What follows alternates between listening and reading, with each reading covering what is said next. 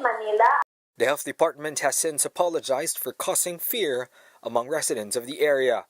We'd like to apologize to the province of Cebu.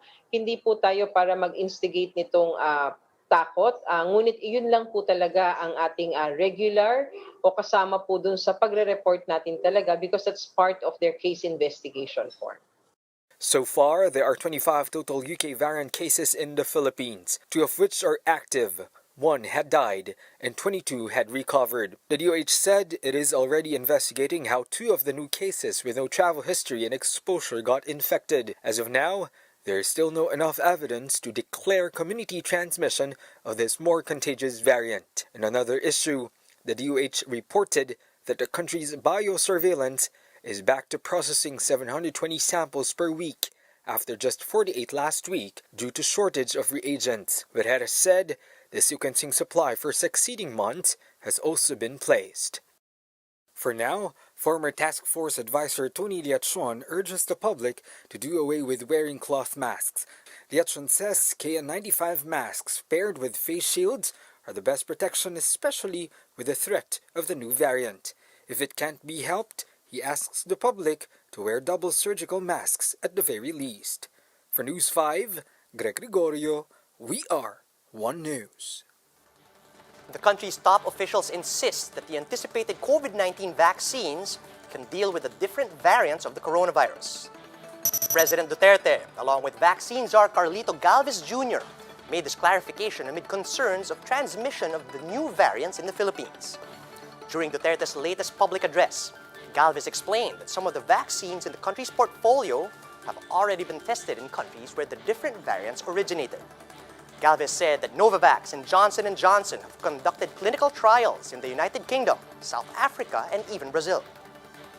Secretary Galvez, yung bakuna na datating sa akin is as equally good in terms of efficacy and potency against the new variant. Here are the biggest stories from the dailies. This from Filipino Star ngayon, President Duterte will be prioritized in the government's vaccine rollout. Palace spokesman Harry Roque said Duterte is a senior citizen and thus needs to be vaccinated first. He added that if Duterte gets immunized, this would increase vaccine confidence among Filipinos. SIBAC Party List Representative Eddie Villanueva says medical frontliners who refuse to get inoculated should not be forced. Villanueva made this appeal after learning that some health workers are having doubts about the efficacy and possible adverse reactions of vaccines. Citing vaccine czar Carlito Galvez, Pangmasa reports that about 60,000 medical personnel in Metro Manila are set to receive Pfizer vaccines this month. And this from the Philippine Star, the Customs Bureau said it will conduct necessary clearance processes right at the airplane ramp to avoid delaying COVID vaccines upon their arrival. The agency notes that the vaccines would immediately be turned over to the health department after being processed. It's still unclear, though, whether this procedure is already applicable to the initial 117,000 vaccine doses that are expected to arrive this Friday. President Duterte told government officials not to hamper or obstruct vaccine delivery once supplies arrive. During last night's address, Duterte reminded government workers that are part of the vaccination program not to hinder the smooth flow of vaccine transportation. This applies from the time of arrival down to the time of clearance of the shots. The president also appealed to the Communist Party of the Philippines to allow vaccine supplies to be transported freely and safely. Ang trabaho lang ninyo, customs, is magtingin. You have no business na buksan-buksan yan dyan. You're not allowed to do that. I am not allowing you anybody there sa airport na magbukas-bukas. I am appealing to the Communist Party of the Philippines, yung pinaka-umbrella. I don't consider yung mga NDF pati NPA. Yung the Communist Party of the Philippines must guarantee that the vaccines in the course of their being being transported to areas where are no city health officers or medical persons, na huwag ninyong galawin ang medisina. Meanwhile, the president denied that there was corruption in vaccine procurement. He also said that he was hurt by these allegations, noting that the money used to buy shots were all borrowed from the DBP and the World Bank. In the same address, though, the president again read another list of public officials supposedly involved in anomalies. I will dedicate the last remaining year of my term against totohanan ko itong drive na against corruption.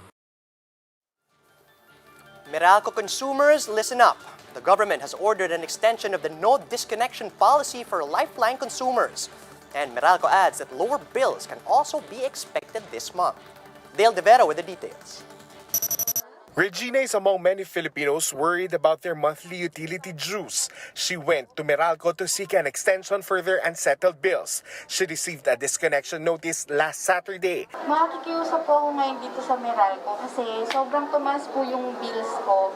Parang from the usual bill, naging times 3 siya since nung nag-start yung COVID. So ako po, as a single mom, nahihirapan po akong magbayad kasi bukod sa babayaran yung current bill, kailangan din pong bayaran yung mga bills previously. Ang hirap po ngayong panahon ng pandemic na limited po yung resources. The Energy Department has already ordered distribution utilities to extend the no disconnection policy for low-income households or those considered lifeline consumers. Lifeline consumers are those with a monthly consumption of 100 kilowatts per hour or less. Regina falls outside this category. But the likes of Regina will soon get a reprieve. Meralco will reduce charges by at least 0.07 centavos per kilowatt hour. That should translate to a 14 peso reduction for a 200 kilowatt hour consumption. We will try to find a way to assist and help in terms of ensuring that your service will not be disconnected. But of course, we will take that on a case-to-case basis. The power distributor said the new rate will also include adjustments approved by the Energy Regulatory Commission. Recall that the ERC directed Meralco to refund over-recoveries in transmission and other charges. In the meantime, customers of Meralco can also expect lower electricity bill in February. The main driver of this reduction is mainly the generation cost. The February generation charge at 4 pesos and 41 centavos per kilowatt hour is 4 centavos lower than January's generation rate. It is also lower than last year's generation cost. Meralco reminds non-lifeline consumers who are having difficulties in paying their dues to visit a business center. This way, they can discuss other terms that may be available for them. For News 5, Dale De Vera, We're One News. Time now to get the latest in the entertainment scene. Despite the very real threat of COVID-19, the NFL worked doubly hard to make sure that Super Bowl 2021 would happen. But did it actually live up to the hype? Let's find out in this report from MJ Marfori. Pandemic notwithstanding, Super Bowl performances remained electrifying. Multi-Grammy nominees Eric Church and Jasmine Sullivan joined forces in singing the national anthem.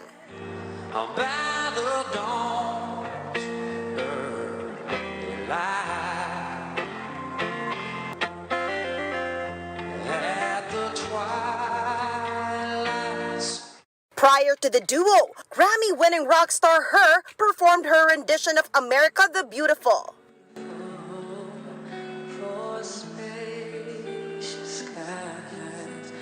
Before the game, 22-year-old poet Amanda Gorman commanded the spotlight with an original poem for essential workers. We honor our 3 captains for their actions and impact in a time of uncertainty and need. Meanwhile, Abel Tesfaye, aka The Weeknd, took center stage for the halftime show. But unlike his usual garb, the 30-year-old did not come out with bandages. His dozens of backup dancers sported the look instead. The weekend's 12-minute show was watched by 30,000 cardboard cutouts and 25,000 socially distanced fans. The pop star sang his hits like Can't Feel My Face, The Hills, and Earned It. But it was the explosive rendition of Blinding Lights which sparked life into the show.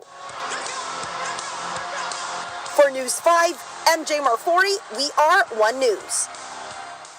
Here are the stories to watch out for later today.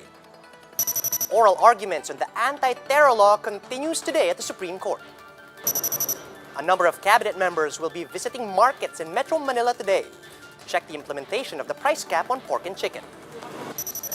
And several smuggled luxury cars will be destroyed by the Customs Bureau this afternoon. And that's how the day is shaping up to be.